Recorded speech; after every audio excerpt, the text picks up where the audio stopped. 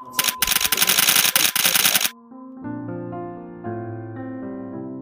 alasan kenapa pengen hafal Quran.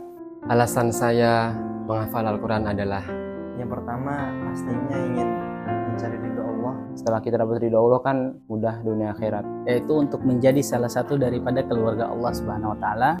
Ingin menjadi sebaik-baik umat, sebagaimana dalam hadis disebutkan khairukum man ta'allamal Qur'an wa 'allamah. Saya ingin mewujudkan impian orang tua saya, khususnya ibu saya. Saya pengen bikin mereka bahagia Dengan memberikan mahkota di akhirat kelak. dan untuk menolong orang tua di akhirat nanti. Dulu mungkin pertama kali ketika saya merasa di posisi terendah, ketika saya pengen banget waktu itu kayak, wah ini nih udah titik terendah gue tuh kayak, gue tuh nggak bakal punya semangat lagi buat hidup waktu itu. Dan ketika itu Al-Quran yang nyelamatin saya gitu. Akan tetapi ada ustadz saya yang bilang kalau coba pegang Al-Quran dulu, karena Al-Quran itu ibarat kunci penghubung untuk ilmu pengetahuan. Maka saya menghafal Quran untuk mengikuti dawuh ustadz saya. Setelah dicoba-coba ternyata menghafal Quran itu menenangkan. Karena di dalam Quran terdapat hukum-hukum, nasihat, dan kisah-kisah yang memotivasi diri saya sendiri dan masyarakat. Di sisi lain, saya juga pengen untuk membuktikan bahwa kehidupan ini itu bergantung pada apa yang terdapat di dalam Al-Quran, sebagaimana menjadi pedoman hidup kita. Karena dengan Al-Quran derajat kita bisa meninggi, dan juga dengan Al-Quran kita juga bisa menjadi keluarganya Allah.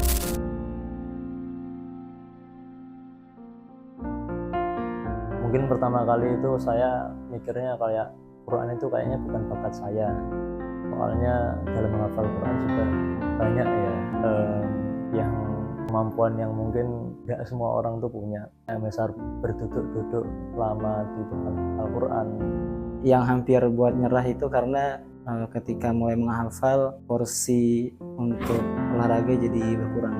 Di saat saya kesulitan dalam menghafal, ketika mendapatkan ayat-ayat yang sangat asing bagi saya. Seperti contoh, saya dulu di surat As-Saffat. Dulu menghafal satu halaman di surat As-Saffat, saya lebih dari 3 jam. Sampai kepala saya pusing, dan di keesokan harinya saya tidak ikut kegiatan 1 hari karena saya sakit.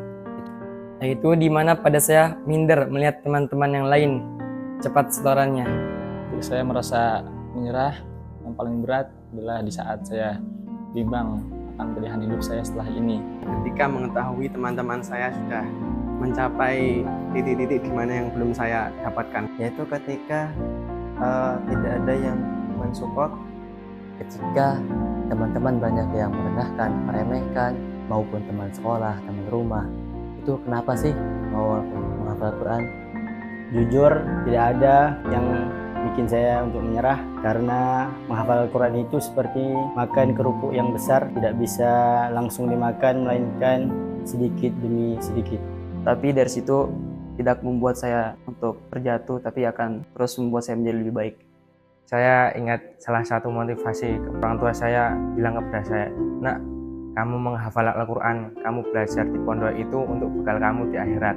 Dan kamu belajar Al-Quran itu untuk menjunjung, mengangkat derajat orang tuamu ini." Tapi lambat laun saya sadar, oh mungkin itu cara Allah ingin menaikkan derajat saya sebagai seorang penghafal Quran. Karena Ustaz Soleh pernah bilang juga, santri itu ketika masuk ke pondok, dia harus siap direbus. Kalau bahasa Jawanya digodok. Santri seperti itu juga.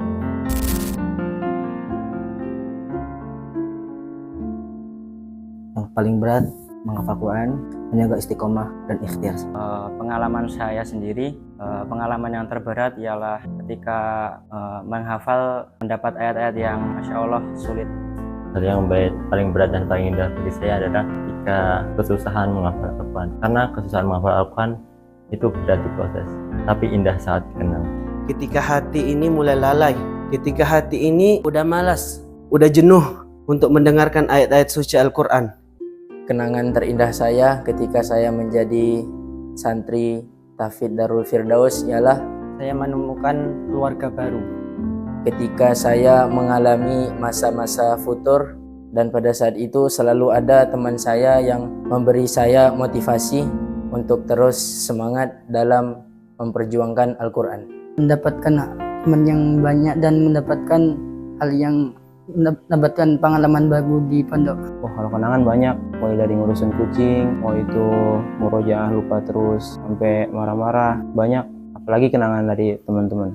Hal yang paling indah alhamdulillah ketika saya mungkin lagi sedih atau lagi futur, dan di situ saya mendapatkan nasihat dari para asatid yang dimana bisa membangkitkan semangat saya lagi.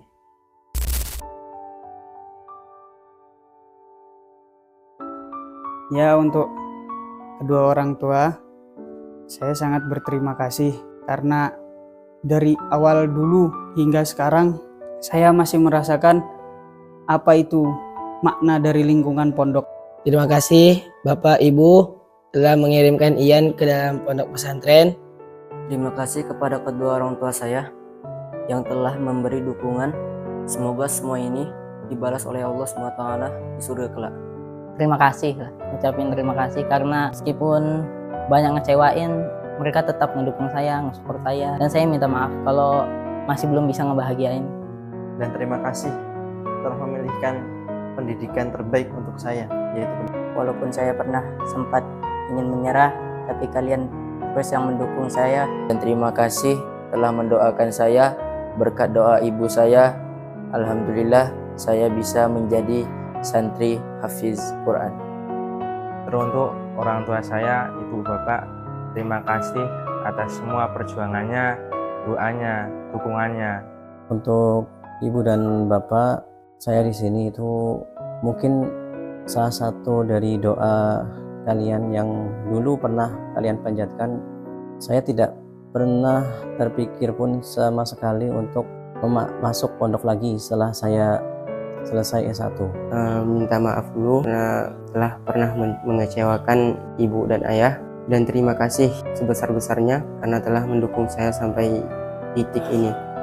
Pada mama bapak saya, terima kasih sudah selalu mendoakan, dan dengan ridhonya kedua orang tua saya juga lah saya bisa masih bertahan di titik ini. Umi, Abi, Mas Isal, Rana, Umi yang tidak pernah berhenti mendoakan Dani, dan Abi, Mas Isal yang telah mendukung, mensupport selama proses Dani dalam menghafal Al-Quran. Teruntuk kedua orang tua saya, terutama ibu dan ayah saya mohon maaf sebesar-besarnya atas apa yang saya berikan kepada kalian.